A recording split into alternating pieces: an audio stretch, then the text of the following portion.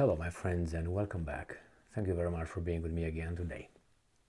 I said this on many occasions, and that is the Russians are consistent. And I gave examples, but this article will show you and prove the consistency of the Russians, or at least one example, a very serious example, when the Russians said, if you guys, Ukrainians, do this, we are going to do this. And they did it. And then the Russians did that. There was an escalation. The Russians escalated 5 times more, or even more. Now, when this happened in October 2022, you would think that the West got the message, got the hint. And that is, if you guys attack Crimea, we're going to retaliate very, very, very swiftly and very decisively. Now, I have here an article that seems to have, not seems, actually it tells us that the US defense did not get the hint, or they think the Russians are bluffing, or they want the Ukrainians to be pounded. I'm not certain yet what exactly these guys want. So let's see. Now remember, this comes from Russia Today. It is from today, February 11th, 2023. US defense official flags, and I'm quoting, no objections to Kiev attacking Crimea. Washington will not limit Ukrainian strikes on territory it claims as its own. Celeste Wallander. Okay, she seems to know a lot about war and this kind of activities. But anyway, this is what she says. So, the US supports Ukraine's territorial integrity and sovereignty over its internationally recognized borders, and that includes Crimea. With this in mind, the official argued that Kiev, and I'm quoting, has the right to defend every inch of its territory. I totally agree with that.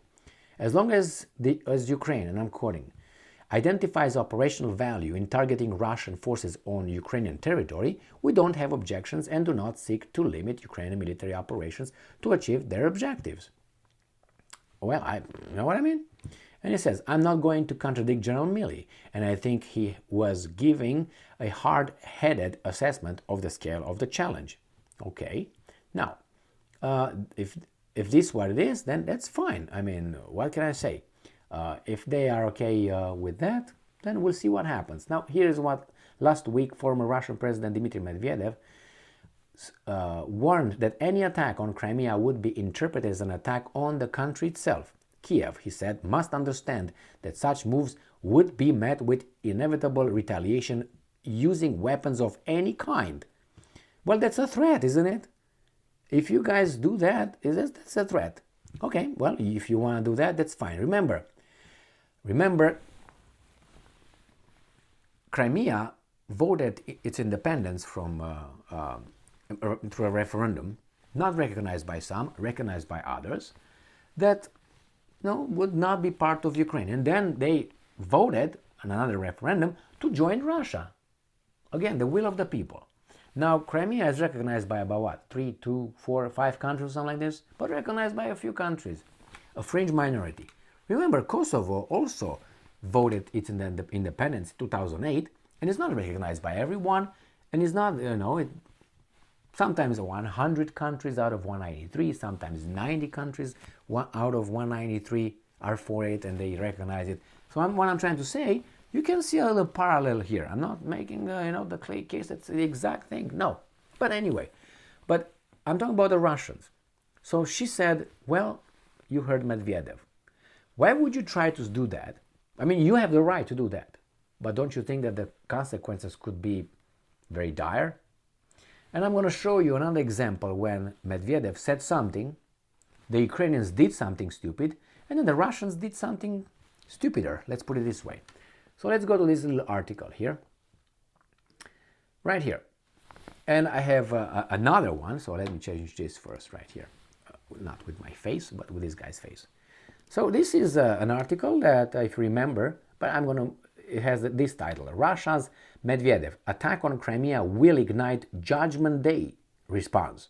All right, but this is, February 4th, 2023. This is where, but the original one was not then. Let's go to this one. It was July 17. That was the original. July 17 by Reuters, so we are all good. We're covered. All right, July 17, 2022, Medvedev says, Russia's Medvedev attack on Crimea will ignite, quote-unquote, judgment date response. You would think these guys would be, well, you know what? And then what happened? Let's go chronologically. So this was, right, July 17th. We find out on October 8, 2022 at 6:07 a.m. Crimean bridge explosion. A fire broke out on the Crimean bridge as a result of an explosion which occurred on the road bridge. Now, the Russians said that it was the Ukrainians. The Ukrainians said no. So remember this? Now, if you remember this, when he said, if anyone attacks, we're going to give you Judgment Day. Now, this occurred. Crimean bridge explosion on the 8th of October. What happened on the 9th of October? And then on the 10th of October. On October 9th, remember, Russian strikes against Ukrainian infrastructure. So they started on October 9th.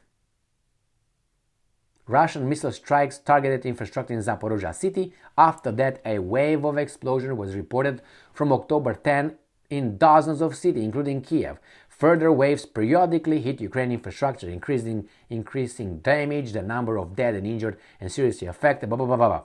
So, look at chronology. He said, if you hit that on July 17, we're going to Judgment Day.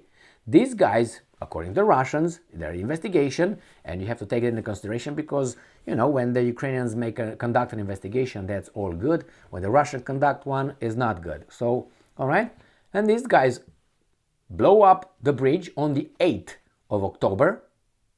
And then these guys start the strike against infrastructure only after a day, on the 9th, and then after 2 days on the 10th, the massive. And since then, we have this monthly BS.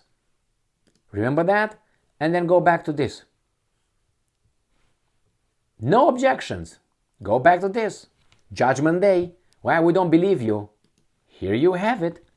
So what am I supposed to, what other arguments am I supposed to bring here to not convince you, but at least make a point that the Russians clearly said, if you do this, we're going to do this, and we're going to do it. Now you can say, well, they have the right. I think they have a right. But would you think 2 times about it or 3 times before you do it? Remember, the Ukrainians, that was not the only thing, the infrastructure thing. It was, they attacked, and I'm not saying that's wrong, in a way that, there's not their right to attack an aggressor country. If you want to put it that way, the Russians consider that their country. And I said that falls under the Russian constitution, which is defended by the, by the doctrine of using nuclear weapons, that territory. So if the situation gets to that point where it fits the, 4 scenarios of the nuclear doctrine of using nuclear weapons for Russia, they will use it. Now, if you think that you're going to have an invasion, I'm just saying, that's why I'm thinking the only way Ukraine, West could win if Putin and another 300 of the leadership disappear overnight. Even Putin, if he disappears tonight, imagine Medvedev taking his spot, or someone else from the same circle. So the show must go on, will go on, unless all those guys go away somehow. So just, it's a tricky situation. I have the right to do that, which I think the Ukrainians have the right to do that, because the Russians are hitting their territories. But I told them, if you do this, we're going to do this. So it's kind of like, and this woman, right, this defense official, who is 8,000 miles or 7,000 miles away from all that Judgment Day and the Kerch Bridge and the infrastructure in Ukraine. Remember, they tried to hit a lot of things in Crimea. I'm sorry. She's just fine over there with her little weasel, thinking that she's very important and she's a important person. And she is an important person, unfortunately, because those people die. And she said, well, it's okay, you can do that. Yeah, you do that, you get killed, and I'm going to plan something else next. But I will tell you what to do next, okay? But you just do it again. Don't you have already an example? I think a harsh example already, where people die, infrastructure, children die. You say, well, it's the Russians' fault. Take the realities. Don't take the make-believe and how you want the things to be. The realities are like this.